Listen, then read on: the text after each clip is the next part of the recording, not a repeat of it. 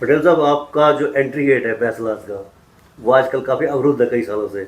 लोगों में नाराज़गी भी है, सरकार के खिलाफ आक्रोश भी प्रकट हो रहा है। अभी गुलाया पब्लिक स्कूल के स्टूडेंट्स ने भी मांग की है कि इसका पुल का निर्माण जल्द से जल्दी पूरा किया जाए, हालांकि 30 जून डेट है। पिछले सप्ताह ही इस विषय में अधिकारियों से बात की है।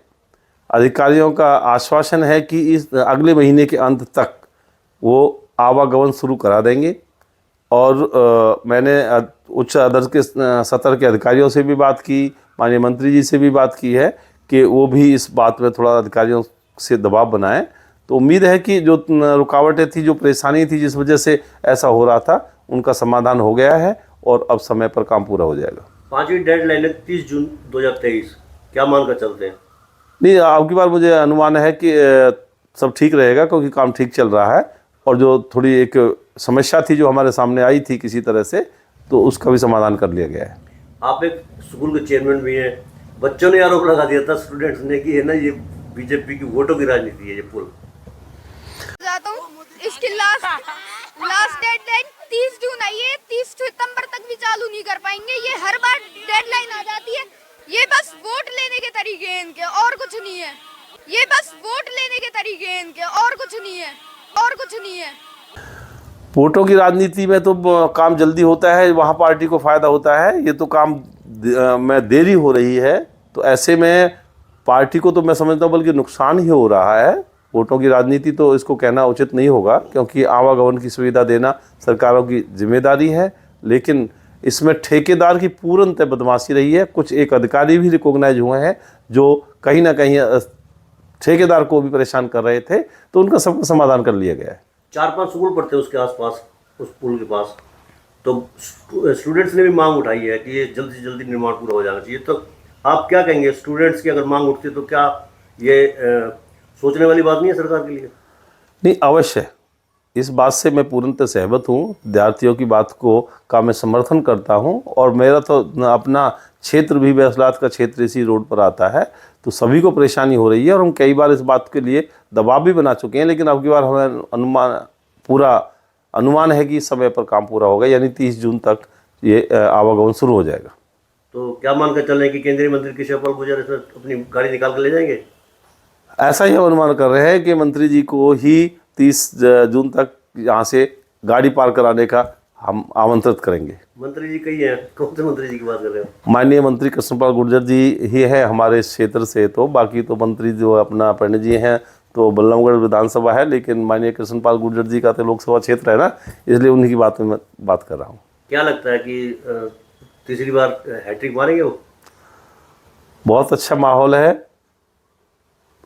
मैं तो आपसे भी और अन्य सभी लोगों से भी बल्कि ये कहना चाहूँगा कि माननीय मोदी जी ने विश्व स्तर पर देश की जो साख बनाई है, और कई कोरोना जैसी भयंकर बीमारियों के समय में जिस तरह से देश को सहायता की, सभी को डोज दिलवाई समय पर, खुद अपने देश में इस तरह की दवाई का अनुसंधान कराया, तो इस बात से और सभी लोगों के विचार जहाँ तक मैं सुनता हूँ, माननीय मोदी जी के कामों से, केंद्र सरकार के कामों से, गडकरी जी के कामों से सभी लोग बहुत खुश हैं।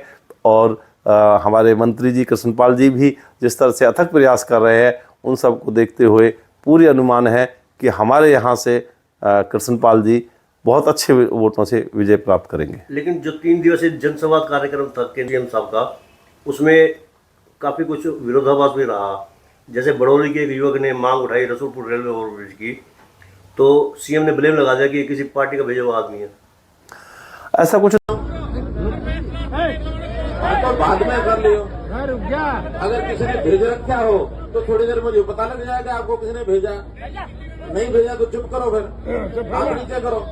नहीं था उसका, मैंने बाद में जांच की। वो बच्चा बस थोड़ी सी इतनी गलती थी उसकी, बस उसकी कोई गलती नहीं थी। माननीय मुख्यमंत्री जी जब बोल रहे थे तभी उसने अपनी बात रख दी, अन्यथा उसकी मांग भी बिल्कुल जायज़ थी। और उसी बात को मैंने भी दोहराया था, लेकिन थोड़ा समय की, क्योंकि बच्चा नादान था, इतनी समझ नहीं थी, तो उसने बीच में टोका टोकी कर दी। वरना वहाँ ऐसा बड़ौली के प्रोग्राम में मैं खुद स्वयं था, वहाँ ऐसा कुछ नहीं था। सभी लोगों ने माननीय मुख्यमंत्री जी का बहुत दिल से स्वागत किया था। सब बहुत ही अच्छी संख्या में वहाँ जुटे भी थे, और मुख्यमंत्री जी के सब विचार सुने उन्होंने, और बहुत अच्छे ढंग से लोगों का भाव रहा।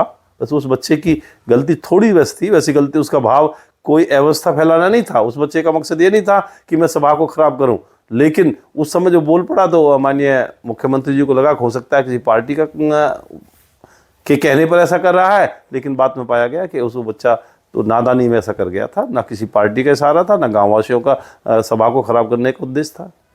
पूर्व मंत्री करण सिंह दलाल लोकसभा चुनाव में कृष्णपाल गुर्जर को टक्कर देने का ऐलान कर चुके हैं, क्या रहेगा दोनों के बीच में? मैं तो कहता हूँ कि करण सिंह दलाल भी मैदान में उतरे, पता लग जाएगा कि कांग्रेस की हालत में वो कौन सी किस्ती, कहाँ तक उनकी किस्ती चलती है। बात है किस्ती चलने की, ऐलान करना तो बहुत आसान काम है, लेकिन करण सिंह दलाल को इलेक्शन लड़ना चाहिए और अपनी नीतियों को लेकर के लोगों के बीच में जाना चाहिए कि कितनी उन्होंने नौकरियां अपने 25 साल के समय में लोगों को दिलवाई और कितनी क्षेत्र में अब नौकरियां मिल रही हैं। पिछले 8 साल का हिसाब मैं दे सकता हूं, मेरे गांव बड़ौली में 68 सरकारी नौकरियां मिली हैं और 68 सरकारी नौकरियां पिछले समय में जो भी सरकारें रही वो टोटल नहीं दे पाई। तो करण सिंह दलाल को उतरे ना अपना क्या एजेंडा उनके पास है और जनता के बीच में बताए कि मैं कौन से क्षेत्रवाद के आधार पर इलेक्शन लड़ना चाहता हूँ, नौकरी दिलवाऊंगा, विकास कराऊंगा, कौन से विकास कराऊंगा, कौन से विकास उन्होंने कराए जिसके बलबूते पर इलेक्शन लड़ने का मन बना रहे, उन्हें उतरना चाहिए।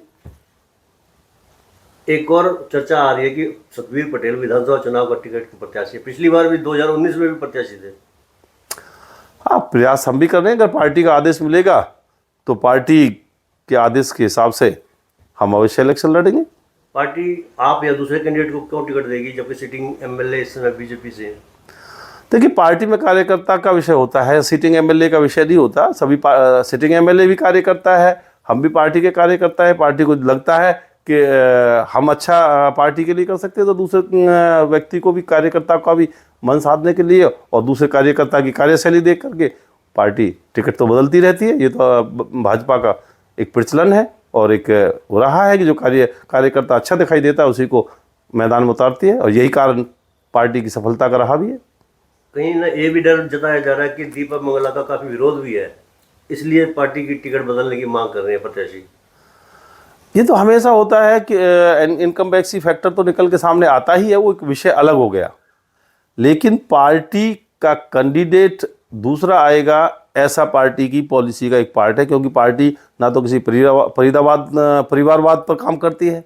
पार्टी देखती है कि कार्यकर्ता कौन सा अच्छा हो सकता है जिसके मैदान में उतारा जाए और पार्टी के फेवर में वोट ले सके।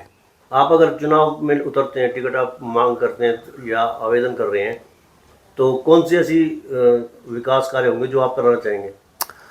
देखिए, अगर हमें पार्टी की तरफ से आदेश मिलता है और हम जनता के बीच में जाते हैं और जनता हमें समर्थन देती है तो कामयाबी करके हमें विधानसभा भेजती है, तो हमारे सबसे पहले हम पलवल ज़िले की पानी की निकासी की व्यवस्था को ठीक करेंगे, जो कि बिल्कुल पिछले चाहे जो भी विधायक रहे वो ठीक नहीं कर पाए हैं।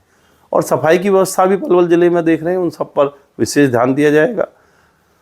शिक्षा के क्षेत्र में जो, क्योंकि मैं शिक्षा के क्षेत्र में उस दिन से काम कर रहा हूं, तो यहाँ पर शिक्षा के क्षेत्र में भी कई ऐसे कार्य हैं, जैसे IIT नीट के सेंटर्स बनाए जाए हैं, जिससे हमारे गरीब क्षेत्र के ग्रामीण अंचल के भी बच्चे IIT नीट और अन्य प्रतियोगी परीक्षाओं की तैयारी करके उनमें अपने सफलता का परचम फहरा सकें। ऐसे बहुत सारे विषय होंगे जो शिक्षा के विषय में, जिससे शिक्षा से ही किसी क्षेत्र का विकास होता है, जिस पर हम काम करेंगे। जैसे रीजनल सेंटर की मांग उठती है कई बार यूनिवर्सिटी का, एमडी यूनिवर्सिटी की। रीजनल सेंटर हो और भी कई बातें हैं, जैसे मैंने बताया आपको कि आज के समय में चाहे विकास का द्वार शिक्षा से खुलता है और शिक्षा में 12वीं के बाद 12वीं तक हमारे बच्चे बहुत अच्छे अंक अर्जित लेकर के पास होते हैं, लेकिन यहाँ पर पलवल में के बच्चे कोटा जा रहे हैं और अन्य जो दिल्ली जैसे महंगे शहरों में जा कर के कोचिंग लेने के लिए बाध्य हैं। मैंने माननीय मुख्यमंत्री जी से भी ये बात रखी थी कि आप अवश्य ही शिक्षा के क्षेत्र में बच्चों को आगे बढ़ाने के लिए कुछ ऐसी व्यवस्थाएं कोचिंग की जाए, निःशुल्क कोचिंग, जिससे उन बच्चों को पहली बात तो पैसा ज़्यादा खर्च नहीं करना पड़े और जो पैसा खर्च करने में असमर्थ हैं, गरीब परिवारों के बच्चे हैं, वो भी यहाँ पर निःशुल्क कोचिंग लेकर के नौकरियों के लिए भी अपने आप को आगे ला सकते हैं। कोचिंग की व्यवस्था अगर हमारे ग्रामीण आंचल में जगह जगह पलवल ज़िले में 2 या 3 बिंदुओं पर कर दी जाए तो बच्चे हमारे वहाँ पर कोचिंग शिक्षा ग्रहण करेंगे, कोचिंग ले करके अपने आप को IIT नीट जैसी परीक्षाओं के लिए तैयार करेंगे। और जो हमारी भारत हरियाणा सरकार की बहुत अच्छी एक योजना है कि बिना किसी उसके रिटर्न परीक्षा पास करने के बाद सीधी नौकरी मिलती है, उसमें भी नौकरियों में भी हमारी हिस्सेदारी से बढ़ सकेगी। हमारे जमुना के किनारे वाले क्षेत्र में ये घोड़ी से शुरू होकर के काशीपुर तक जाता है।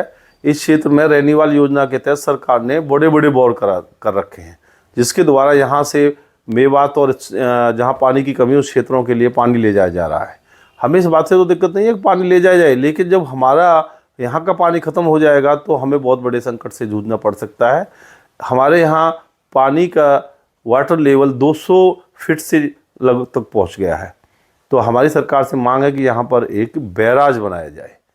बैराज से वाटर लेवल बढ़ जाएगा और व्यवस्था भी चलती रहेगी और हमारे इलाके को परेशान नहीं होना पड़ेगा। नीचे जो आप देख रहे हैं YouTube चैनल, इसको आप लाइक करें, सब्सक्राइब करें, कमेंट बॉक्स में जाकर एक प्रतिक्रिया अवश्य दें और इस लिंक को ज़्यादा से ज़्यादा शेयर भी कर दीजिए, क्योंकि वोकल फॉर लोकल के लिए आपका इतना सहयोग हमें ज़रूरी है। धन्यवाद। जय हिंद, जय भारत।